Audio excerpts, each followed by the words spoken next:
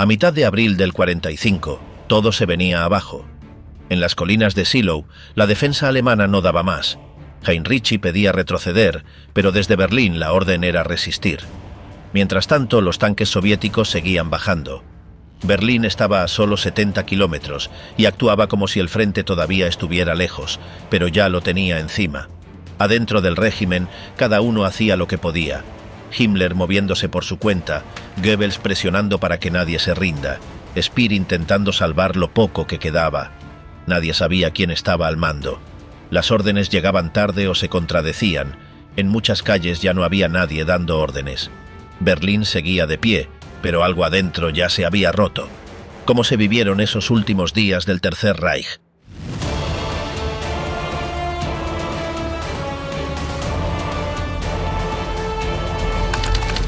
Saludando a un cadáver con uniforme. El 20 de abril de 1945, Adolf Hitler cumplió 56 años encerrado en el búnker de la Cancillería, mientras Berlín se convertía en un campo de ruinas.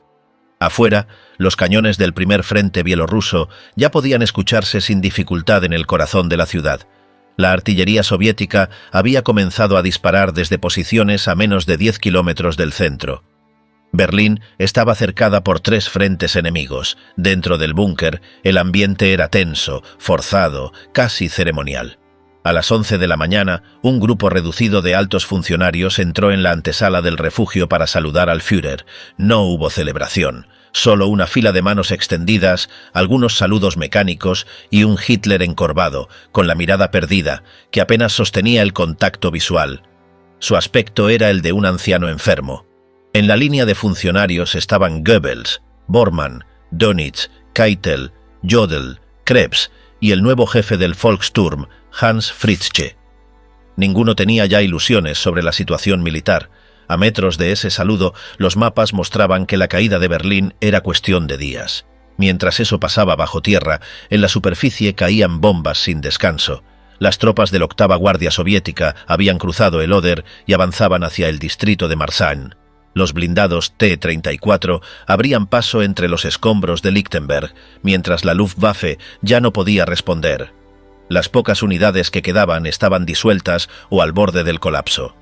El grupo de ejércitos Vístula no conseguía sostener ninguna línea estable. Joseph Goebbels, que había trasladado a su familia al búnker el día anterior, fue quien se encargó de mantener el rito del cumpleaños. Llevó a sus 6 hijos vestidos de forma impecable para saludar a Hitler, que los recibió con una sonrisa apagada. Fue el último gesto familiar que se vería allí dentro. Poco después, Hitler se encerró en su sala personal y no volvió a salir en horas. Eva Braun trataba de llenar los espacios con bromas vacías, pero nadie prestaba atención. En paralelo, Albert Speer, ministro de Armamento, llegó por sorpresa desde Hamburgo. Había tomado un avión especial a Rechlin y desde allí un tren secreto hasta el corazón de Berlín. Entró al búnker sin aviso. Su visita no era solo simbólica. Quería hablar con Hitler cara a cara para frenar la orden de destruir toda infraestructura antes de la rendición. Speer sabía que eso condenaría a millones y buscaba hacerlo entrar en razón. No lo logró. La conversación fue corta y tensa. Hitler insistió en que si Alemania no sobrevivía, entonces tampoco debía hacerlo su industria. En la calle, el Volkssturm, compuesto por ancianos y adolescentes, había recibido órdenes de cubrir el centro.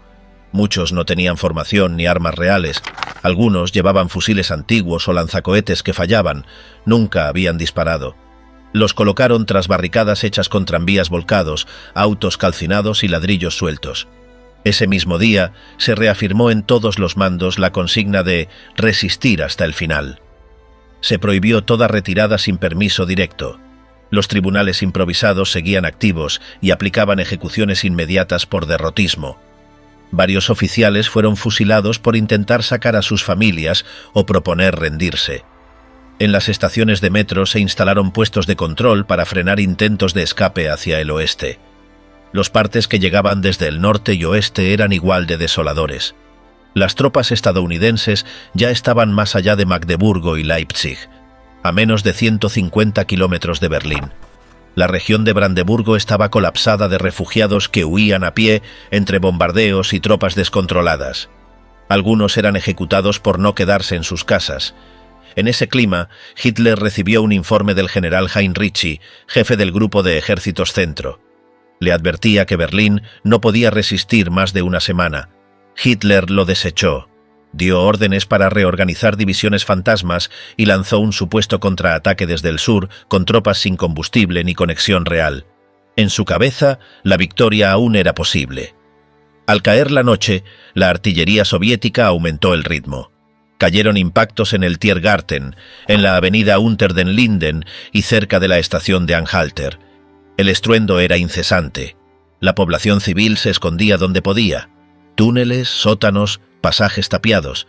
Muchas familias llevaban días sin agua ni luz. Las raciones eran lanzadas al azar desde camiones en marcha. La red de distribución ya no funcionaba.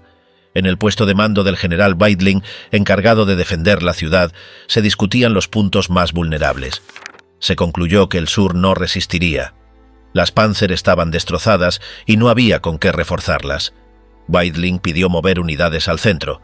Le dijeron que eso se consideraría traición. En el último parte del día, Goebbels leyó una frase frente a unos pocos. «El Führer está firme en Berlín. Los soviéticos fracasarán como en Stalingrado». Nadie respondió. Algunos fingieron escuchar. Otros bajaron la mirada. La distancia entre lo que se decía y lo que pasaba era insalvable. El día terminó sin ceremonia. En el búnker, Hitler cenó en silencio con Eva Braun y 2 asistentes. Afuera, el fuego marcaba el cielo de Berlín. A solo unos kilómetros, los soviéticos avanzaban sin freno. El último cumpleaños del régimen no tuvo brindis ni discursos, solo restos, humo y una ciudad a punto de apagarse. Flechas en mapas que ya no servían. El 21 de abril comenzó con el sonido de la artillería soviética golpeando de forma constante los suburbios del este. A las 6 de la mañana, unidades del Quinto Ejército de Choque entraron por la carretera de Königs-Wusterhausen y a las 9, los primeros combates casa por casa estallaron en Friedrichshain. En menos de 3 horas, el mando de defensa de Berlín perdió el control de los accesos orientales. La ciudad estaba oficialmente dividida en sectores aislados. En el búnker de la Cancillería, Hitler recibió un informe que marcó un punto de quiebre. El general Heinrichi había autorizado una retirada parcial de sus tropas para evitar la destrucción total. Hitler explotó. Gritó que era una traición, que nadie obedecía órdenes y que el mando había colapsado. Su rabia lo hizo caer desplomado en su silla, con la cara pálida y la respiración alterada. Era la primera vez que los presentes lo veían completamente descompensado. Desde ese momento empezó a dictar planes que no tenían ningún sentido práctico. Ordenó que el 12º Ejército, al mando de Wenck, girara hacia el norte y rompiera el cerco para liberar Berlín. Esa unidad venía retrocediendo desde Magdeburgo, sin combustible ni artillería pesada, y apenas tenía contacto con las líneas de comunicación. Hitler exigía un avance inmediato que no podía ejecutarse. El general Jodl intentó explicarle las limitaciones, pero fue interrumpido. Hitler insistía en que un golpe sorpresa rompería el cerco ruso y restauraría la moral. Nadie lo contradijo. Mientras tanto, los soviéticos cerraban el anillo por el norte.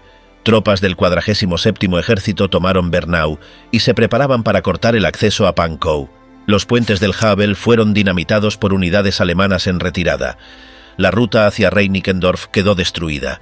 Miles de civiles intentaban cruzar a pie, entre fuego cruzado y explosiones. El centro de Berlín empezaba a llenarse de refugiados que llegaban con nada más que una mochila al hombro. Las estaciones de metro colapsaron. En esos mismos minutos, Heinrich Himmler, desde una base secreta en Lübeck, activó una negociación con la Cruz Roja sueca para establecer un contacto informal con los aliados occidentales. Buscaba abrir un canal que permitiera una rendición parcial del norte de Alemania a espaldas de Hitler. El mensaje fue interceptado por servicios británicos y filtrado a Dönitz. La desconfianza interna aumentó. Goebbels ordenó una emisión especial en la radio nacional. Se dijo que Berlín resistiría como Stalingrado, que cada edificio sería una fortaleza. Llamó a la población a confiar en el contraataque de Wenck. La propaganda seguía usando un lenguaje heroico que ya nadie creía. Los barrios del este eran un infierno de humo, ruinas y cuerpos. El 22 de abril por la mañana, la situación empeoró. La tercera guardia blindada soviética logró penetrar por el sur, desde Köpenick. Tomaron control del cruce ferroviario en Ostkreuz.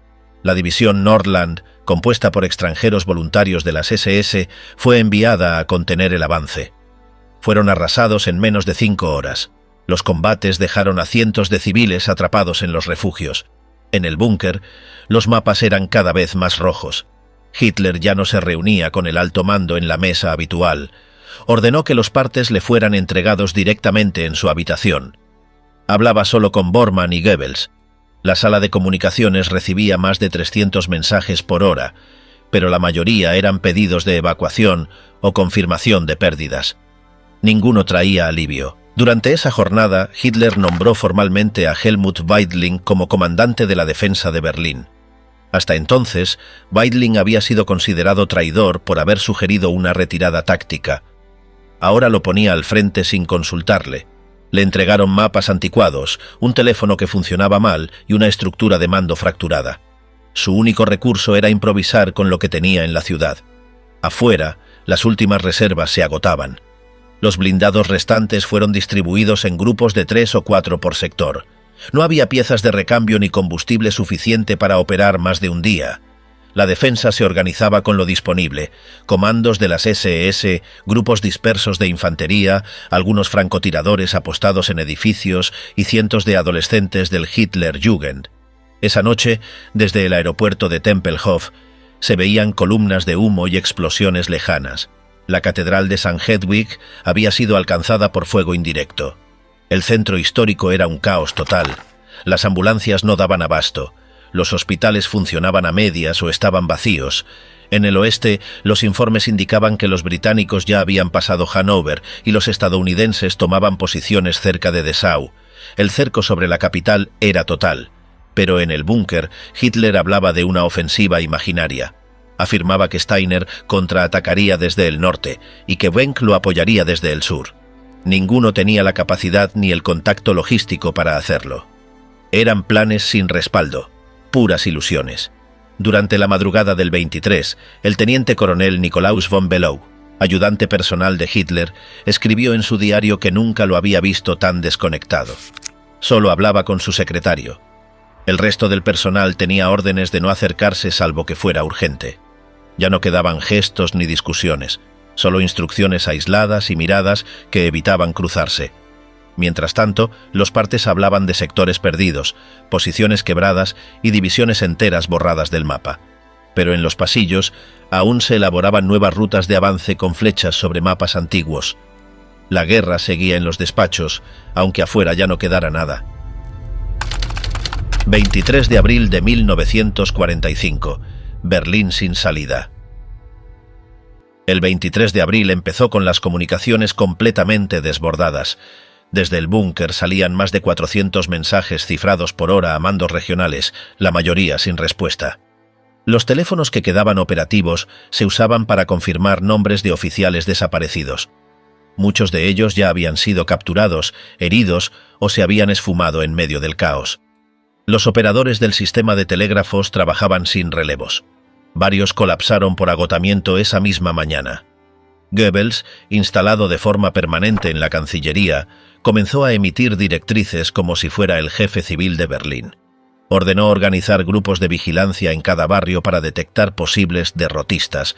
A cada comando de calle se le entregaron listas con nombres de sospechosos, desde funcionarios locales hasta vecinos comunes que habían sido denunciados. La consigna era clara: encierro inmediato o ejecución sumaria. En menos de 24 horas, más de 200 personas fueron arrestadas por crear pánico. En paralelo, el sistema de justicia militar implementó tribunales de acción rápida en los sótanos de edificios oficiales. Un mayor, un escribiente y un soldado decidían en menos de 10 minutos el destino de cada acusado. La mayoría eran condenados por cobardía en combate. Las sentencias se ejecutaban al costado del mismo edificio. No hubo apelaciones.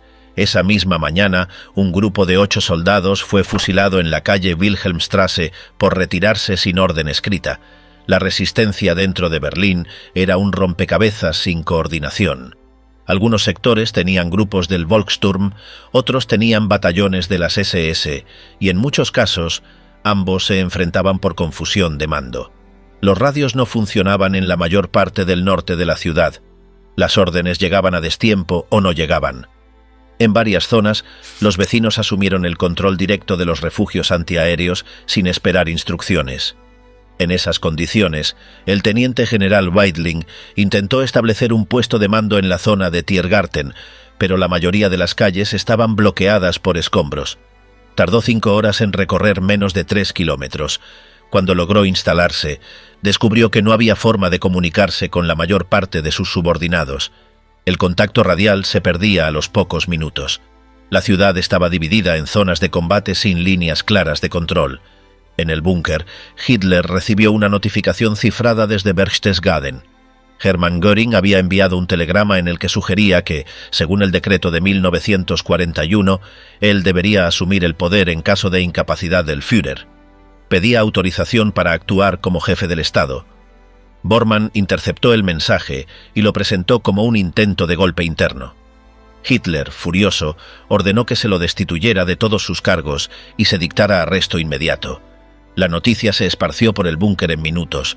Muchos interpretaron el mensaje de Göring como un paso inevitable. La estructura de mando estaba completamente fracturada. Algunos altos cargos comenzaron a destruir documentos. Otros intentaron enviar mensajes cifrados a sus familias. La idea de que el final estaba cerca ya era un consenso. En el sur de la ciudad, las tropas soviéticas tomaron control del barrio de Tempelhof. La antigua terminal de aviación comercial quedó inutilizada. Los hangares se incendiaron tras varios impactos directos. Tropas de infantería urbana avanzaban con lanzallamas y explosivos para despejar edificios. Las defensas alemanas, dispersas y mal coordinadas, no lograban frenar el avance. Ese día se registraron más de 70 incendios en sectores residenciales. No había bomberos disponibles. Muchos hidrantes habían sido destruidos por los bombardeos y las calles eran intransitables. El humo impedía ver más allá de 20 metros en muchas zonas. Las ambulancias que aún funcionaban evitaban acercarse a los puntos de mayor combate. Algunos heridos eran trasladados en carretillas o bicicletas rotas. En la zona de Moabit se formó una resistencia improvisada con lo que quedaba del batallón de trenes. Fueron reforzados por trabajadores ferroviarios armados con pistolas y dinamita. Detuvieron temporalmente un avance soviético durante 6 horas, pero fueron barridos al anochecer. Ninguno de los mandos superiores sabía de esa acción hasta que se informó su aniquilación. Los Gauleiter de varias regiones empezaron a desaparecer del mapa. En Pomerania, Sajonia y Turingia, los jefes locales abandonaron sus cargos sin informar. Algunos huyeron al oeste intentando cruzar hacia zonas ocupadas por los británicos. En otros casos, fueron interceptados por sus propias tropas. El aparato administrativo del Reich ya no existía como tal. Las decisiones se tomaban de forma aislada, muchas veces sin consultar a nadie. En la Cancillería, Eva Braun organizó una cena privada con parte del personal femenino que aún quedaba. Prepararon lo que encontraron: pan duro, conservas y un par de botellas de vino. En medio del humo y los temblores del suelo hubo incluso risa forzada, una especie de burbuja absurda en medio del colapso general. Goebbels terminó la jornada dando un discurso improvisado en una sala del subsuelo. Afirmó que Alemania estaba en su hora más gloriosa, que resistiría hasta el último cartucho y que los enemigos no conocerían la victoria. Nadie aplaudió. El eco de las explosiones le cortó varias veces la voz. A pocos metros, el personal de intendencia destruía reservas y archivos. Cuando terminó el día, no había una sola vía segura de escape de Berlín. Los caminos estaban cortados, los trenes detenidos, los aeródromos neutralizados. Solo quedaban ruinas, pequeños focos de combate y una ciudad sin dirección. La salida ya no era una opción, solo quedaba resistir lo que viniera. El día que Himmler intentó rendirse a escondidas. El 24 de abril amaneció con los primeros enfrentamientos en el canal Landwehr. El avance soviético, que hasta entonces había sido frontal, pasó a internarse por corredores urbanos. Las tropas del tercer y quinto ejército de choque empezaron a dividirse en grupos pequeños entrenados para combates dentro de edificios. Iban puerta por puerta, lanzaban granadas en escaleras, volaban accesos reforzados, quemaban sótanos con lanzallamas. El objetivo ya no era tomar calles, era vaciar cada bloque, habitación por habitación. A las 11 de la mañana se reportaron choques en Nollendorfplatz, donde una sección de la 11ª SS Nordland resistía en el Hotel Sachsenhof. El fuego cruzado destruyó 3 manzanas. Un tanque soviético entró al patio trasero y disparó directo a las cocinas. Cientos de civiles quedaron atrapados en los sótanos sin agua ni aire. Nadie los sacó. Mientras eso pasaba en Berlín, en una casa de campo al norte del país, Himmler se reunía con un emisario sueco conectado con representantes británicos. Le ofreció una rendición parcial a cambio de controlar el norte de Alemania. Quiso presentarlo como una movida para frenar a los soviéticos. El mensaje fue cifrado y enviado a Suecia.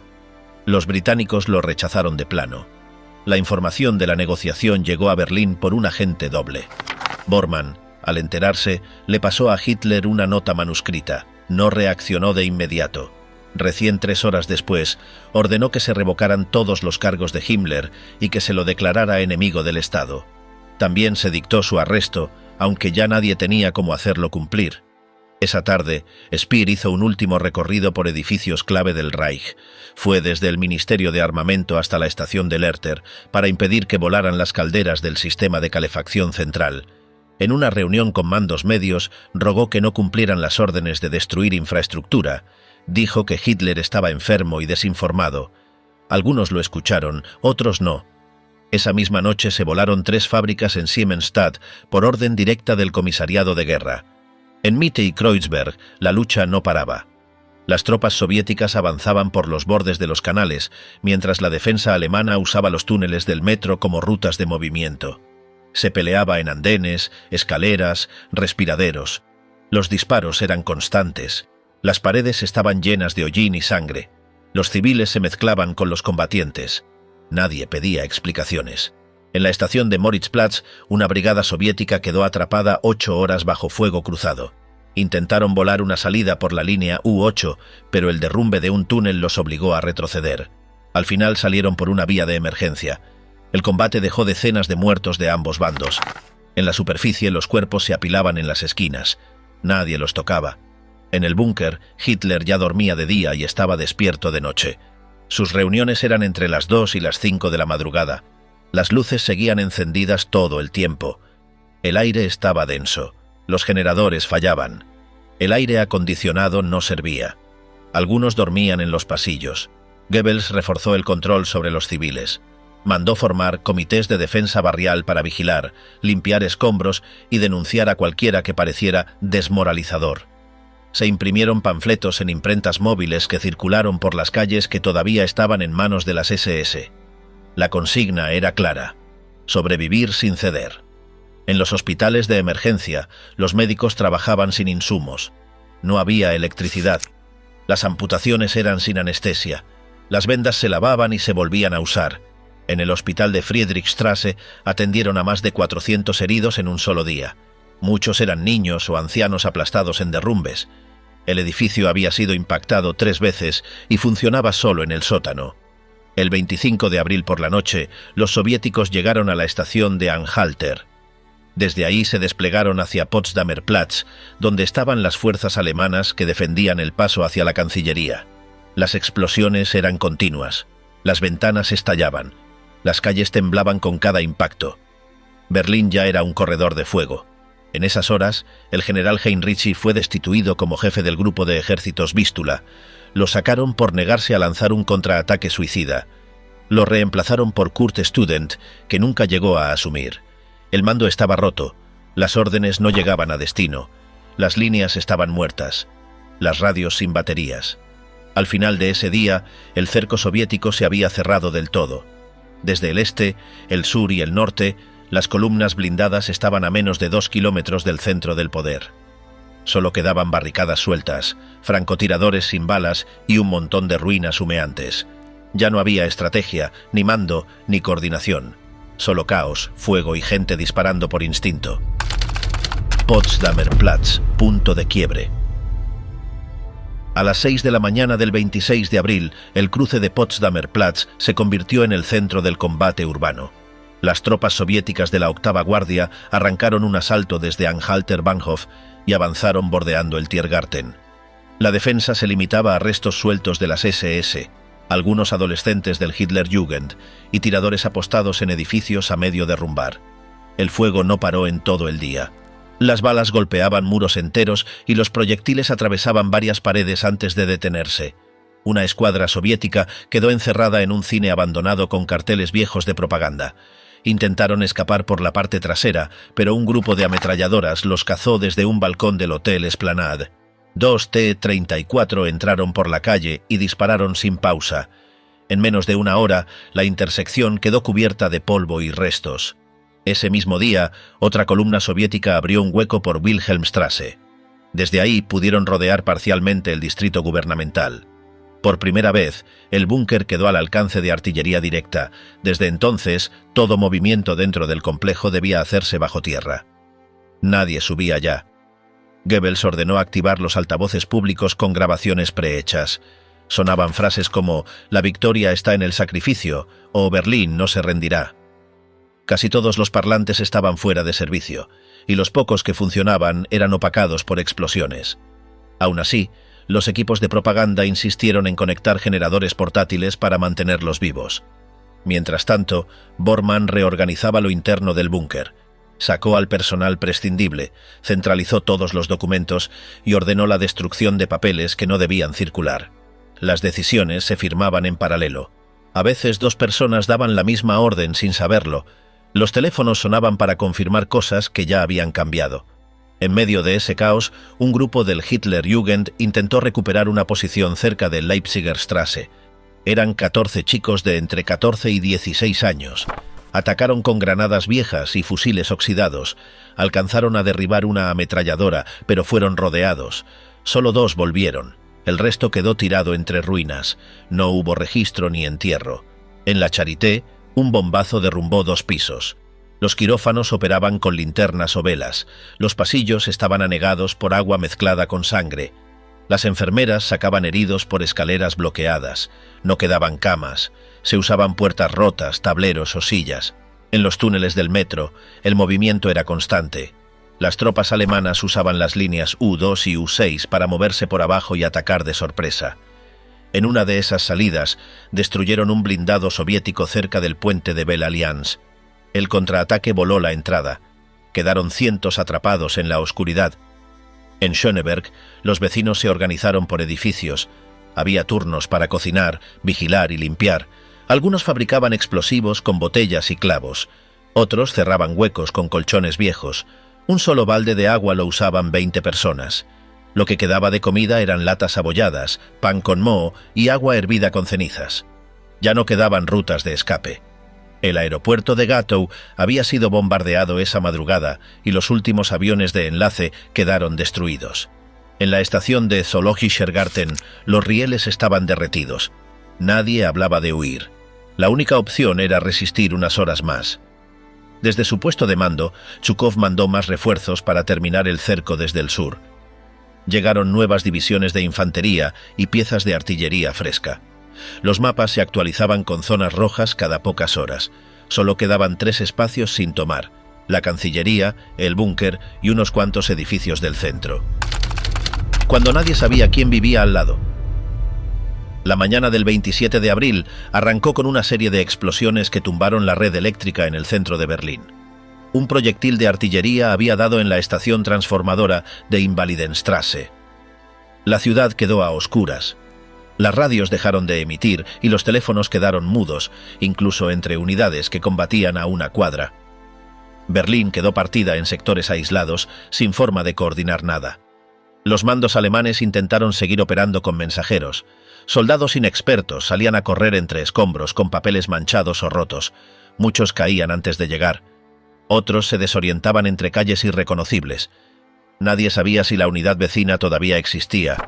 A media mañana, la tercera guardia de tanques soviética llegó a Spittelmarkt. Desde ahí dividieron en 2 el distrito de Mitte. La resistencia al norte del canal quedó completamente cortada. Los impactos de mortero hacían crujir las paredes. En varios sectores, los soldados se cubrían con caballos muertos. Nadie enterraba a nadie. Los civiles empezaban a romperse. En las escuelas refugio, separaban a los niños por grupos sin saber si volverían a verlos. En Prenzlauer Berg, algunos vecinos reventaron una pared para pasar al edificio del lado y escapar del fuego. Cada entrada podía esconder una trampa. En el puente Moltke, un grupo de alemanes intentó retroceder hacia el oeste. El cruce estaba semidestruido. Apenas quedaba una franja metálica retorcida. La artillería soviética los detectó y abrió fuego. Varios cuerpos quedaron colgando entre vigas. Los demás se arrastraron de vuelta como pudieron. En el búnker todo eran malas noticias. Cada parte traía otra derrota, otro hueco en el frente. Ya no se hablaba de estrategia. Solo se escuchaban partes, se asentía y se seguía. Las comidas eran galletas secas, latas abiertas a la fuerza y vino rancio. Algunos dormían donde podían. Otros se encerraban a no hacer nada. Los pocos que trabajaban seguían en silencio. El personal femenino se organizó para mantener el búnker limpio. Usaban trapos y agua cargada en baldes desde un depósito improvisado. Nadie sabía cuánta quedaba. Algunas escribían cartas que nunca saldrían. Otras dormían en el suelo sobre lo que hubiera. Afuera, el combate ya no era por calles, sino por edificios. Los soviéticos perforaban muros interiores y avanzaban piso por piso. En cada rincón había alguien, un viejo con un rifle, un chico con una granada, una mujer tirando desde una ventana. El frente no existía. Solo zonas donde aún se disparaba. Goebbels no paraba. Mandó más panfletos y mensajes a través de mensajeros vestidos de civil. Repetía que Hitler seguía al mando y que habría una contraofensiva. Muchos sabían que era mentira, pero algunos lo repetían igual. En muchas zonas ya nadie sabía si quedaban SS, civiles armados, o nadie dando órdenes. En Wedding, civiles fueron obligados a pasar municiones de mano en mano entre dos ruinas. Lo hacían sin protección, bajo fuego directo y sin saber para quién. Algunos intentaron escapar, los mataron en la esquina siguiente. Ya no era disciplina, era miedo a que te maten en el acto. Cerca de Gesundbrunnen, en una fábrica de ladrillos vacía, un pelotón alemán se negó a seguir. Su capitán los acusó de insubordinación y llamó a un tribunal exprés. 2 horas después, 3 fueron fusilados en el patio de carga. El resto volvió a posiciones sin abrir la boca. A orillas del río Spree, los soviéticos montaron nuevas piezas de artillería. Desde ahí, bombardeaban cada 20 minutos la zona de gobierno. Algunos edificios se venían abajo sin que les peguen directo, solo por el temblor constante. Las calles se llenaban de polvo cada vez. Para respirar, muchos mojaban trapos y se los amarraban a la cara. Al final del día, la sensación era esa. Berlín ya no era una ciudad. Solo eran pedazos sueltos, desconectados, donde nadie sabía quién vivía al lado. Las radios no decían nada, los teléfonos no servían, y los pasos que se oían eran solo de quien todavía tenía que moverse, sabiendo que podía ser el último tramo. Cuando el Reich se quebró por dentro. El 28 de abril comenzó con el búnker convertido en un hervidero. Los pasillos estaban llenos de ruido, pasos rápidos, voces cortadas. A primera hora de la madrugada, uno de los oficiales de comunicación entregó a Bormann un mensaje interceptado. Se trataba de una emisión de radio sueca en la que se informaba que Heinrich Himmler había entablado contacto con representantes del enemigo. Lo llamaban por su nombre. Decían que había ofrecido la rendición del norte de Alemania. Bormann fue directo con Hitler. No suavizó el contenido. Le dijo que Himmler había traicionado al Reich, que estaba intentando hacerse pasar por el nuevo líder para negociar con los aliados. Hitler no reaccionó de inmediato. Se quedó sentado, mirando el papel, luego explotó. Lanzó el documento contra la pared y ordenó el arresto inmediato de Himmler y su entorno. En ese momento ordenó a Fegelein, el enlace de Himmler con el búnker, que fuera detenido también. Estaba en su habitación. Había intentado cambiarse de ropa y salir disfrazado. Lo arrastraron por el pasillo. Goebbels y Bormann aprovecharon el caos para tomar control total de las comunicaciones internas. Cerraron el acceso a la radio. Solo se permitía transmitir mensajes aprobados por ellos. Cualquier intento de enviar información sin autorización era castigado como sabotaje. Un operador fue detenido por reenviar un mensaje de auxilio a una unidad atrapada. Nadie supo qué pasó con él. En la superficie, la situación era un desastre. El Reichstag ya estaba rodeado por tropas soviéticas. El fuego de mortero era constante. Cada intento de contraataque desde adentro era frenado por fuego cruzado. Los accesos estaban tapados por toneladas de escombros. Los soldados alemanes que quedaban se movían entre columnas rotas, pasillos inundados y montones de cuerpos. La bandera roja aún no había sido izada, pero el edificio ya era una trampa sin salida. En otros sectores de la ciudad, el Volkssturm seguía luchando en condiciones ridículas. Muchos combatientes usaban uniformes improvisados, sin cascos ni botas. Disparaban desde ventanas de madera con fusiles de la Primera Guerra Mundial. Algunos apenas sabían cargar el arma. En una esquina de la Alexanderplatz, un grupo de panaderos armados con escopetas resistió durante 3 horas. Murieron todos antes de que llegaran refuerzos. Los cortes de agua ya eran totales en varios barrios. La gente usaba cubetas para recoger lluvia o descongelaban hielo almacenado. Los sanitarios colapsaron. El olor a descomposición era insoportable en muchos refugios. Los cuerpos sin identificar eran arrastrados a los patios y cubiertos con lonas. No había ningún tipo de servicio de emergencia funcionando. Lo poco que quedaba se usaba para transportar oficiales heridos o documentos. En el canal Landwehr, una sección soviética intentó cruzar por un puente improvisado. Una mina escondida bajo los tablones lo voló en pedazos. Los cuerpos cayeron al agua entre fuego de ametralladora. A pesar de eso, otros soldados siguieron cruzando por donde podían. Barcas, troncos, nadando entre metralla. La toma de cada metro costaba decenas de muertos. La ciudad se tragaba todo sin dejar espacio para la pausa. En el búnker, el interrogatorio a Fegelein fue corto y brutal. No dio información.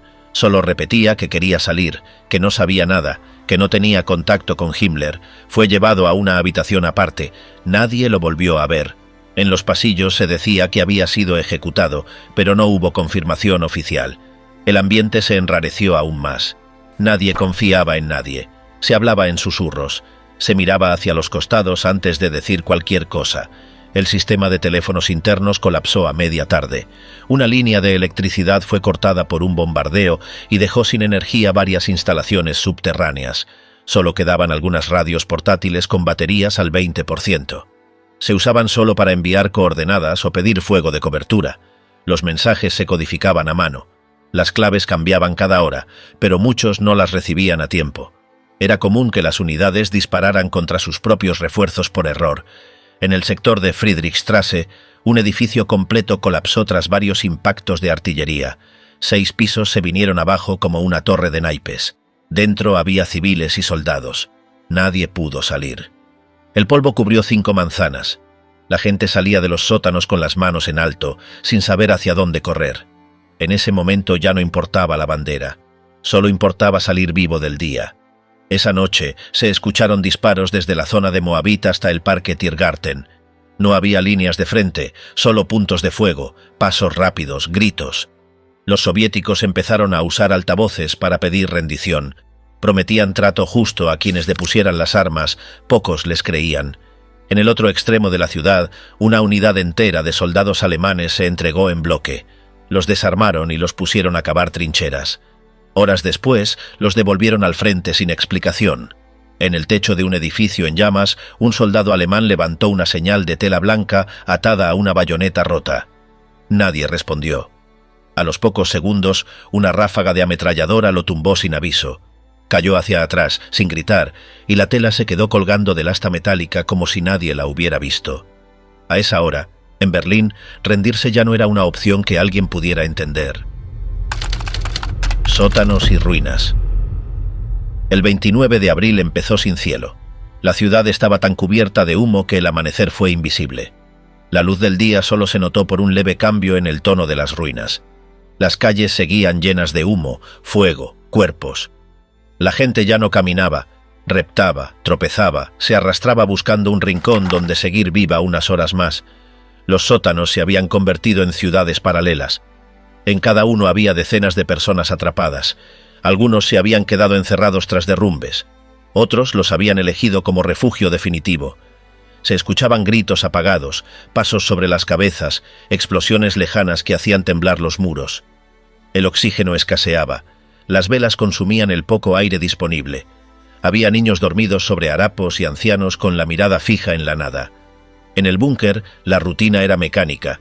Las comidas llegaban en bandejas de aluminio, muchas veces frías o incomibles. Los informes eran repetitivos, ninguna mejora, solo retrocesos. Esa mañana, Hitler recibió a algunos de sus colaboradores más cercanos. Les entregó documentos con instrucciones para después. No dio explicaciones, solo habló unos minutos. Luego se retiró a su habitación y no salió por el resto del día. Los combates más duros se concentraban ya en el sector del Reichstag y la Cancillería.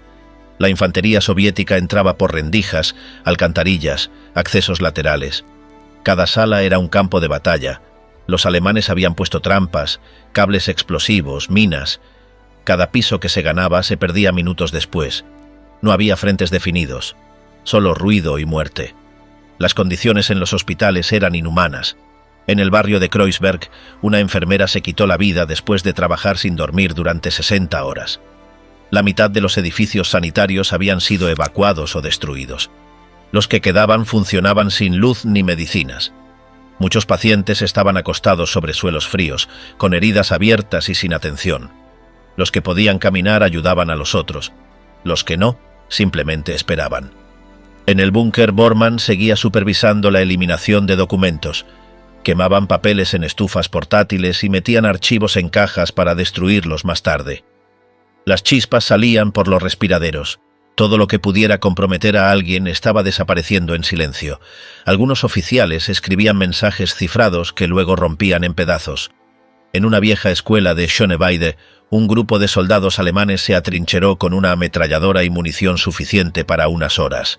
Resistieron hasta que el edificio colapsó por un bombardeo.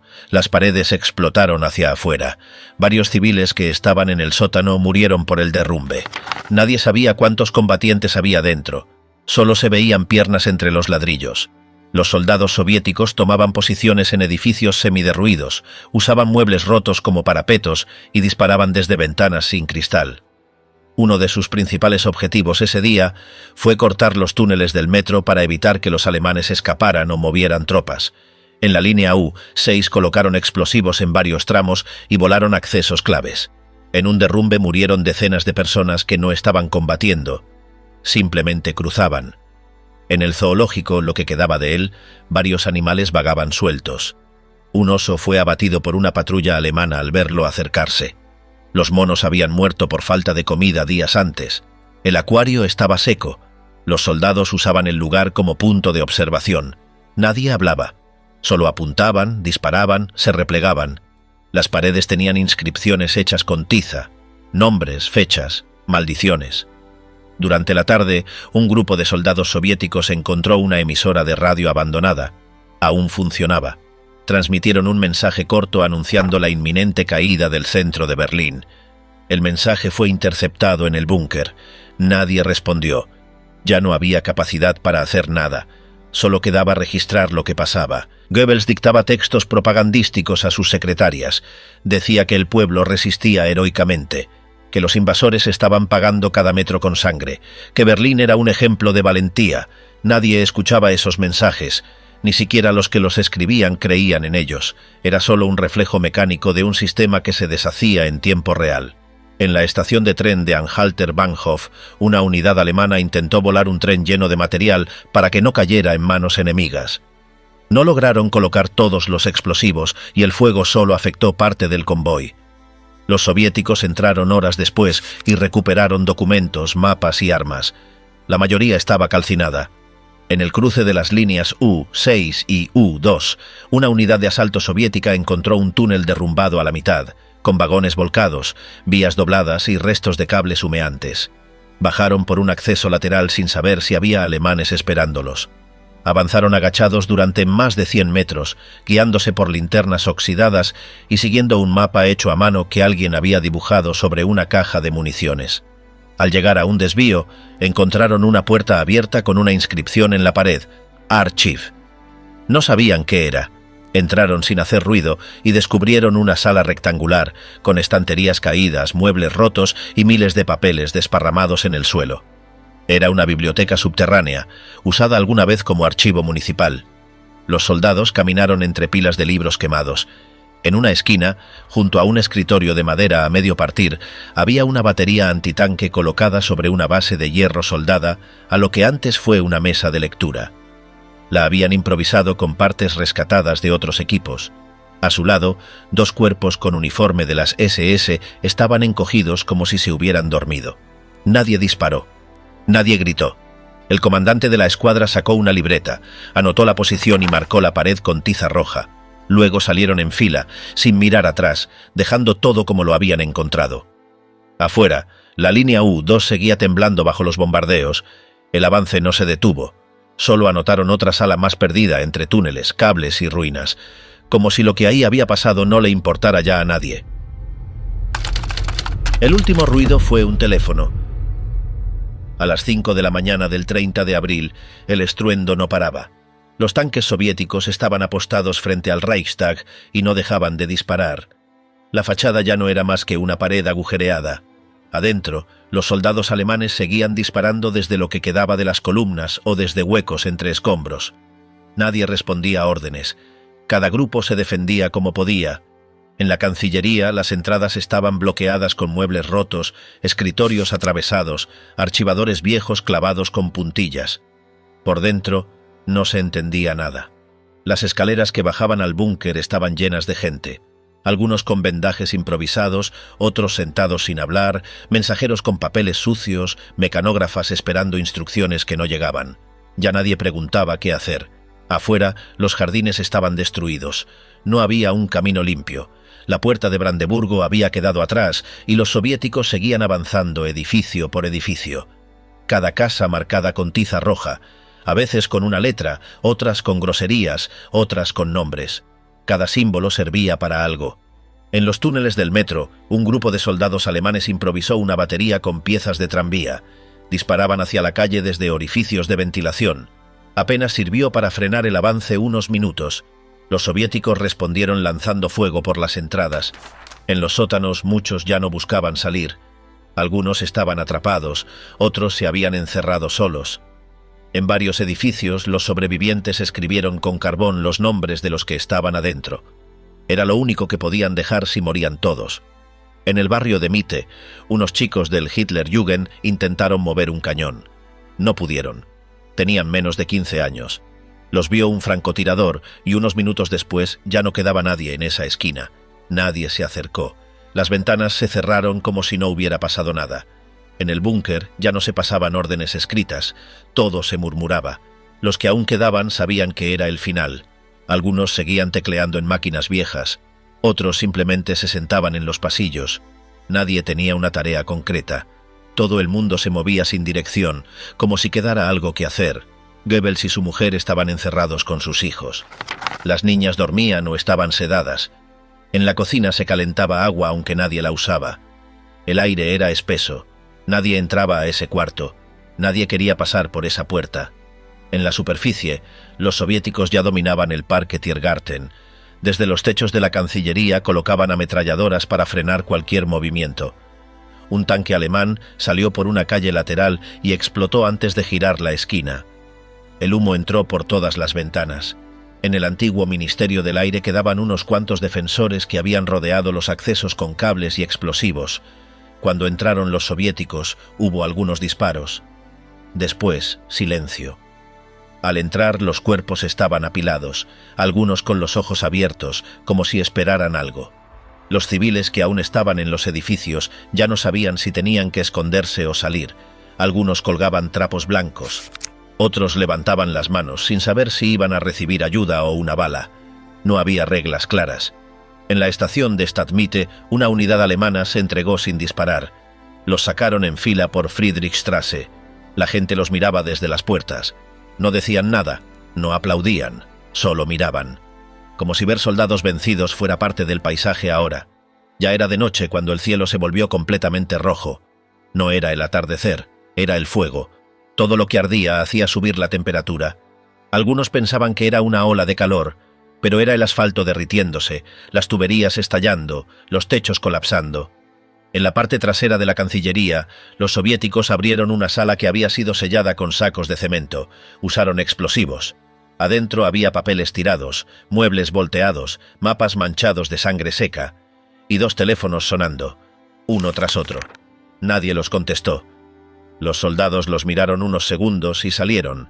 Afuera, uno de ellos dibujó una señal con tiza roja. Zaconcheno. Terminado. Eran las 00:17 del 1 de mayo. No hubo gritos ni aplausos, solo humo y una pared marcada. El 2 de mayo de 1945, después de 10 días de disparos cruzados, edificios colapsados y pasos que iban de un sótano a otro sin dirección, un grupo de soldados soviéticos llegó hasta las ruinas del Reichstag y trepó por la fachada destrozada sin esperar órdenes. Uno de ellos clavó una bandera entre ladrillos rotos, cables colgantes y marcas frescas de explosión. Nadie dijo nada. Nadie se detuvo a mirar. En las calles, algunos civiles seguían metidos detrás de colchones o muebles arrastrados, otros salían sin saber si lo que se oía era el final o el inicio de otro ataque. La ciudad seguía cubierta de humo, con ventanas vacías y pasillos llenos de polvo suspendido. Ya no había bandos ni anuncios. Solo quedaban cuerpos, restos, y un silencio espeso que no explicaba nada. Así terminaron esos días, con todo perdido, con demasiados atrapados en una guerra que nunca eligieron, y con una ciudad que no se rindió, solo se apagó.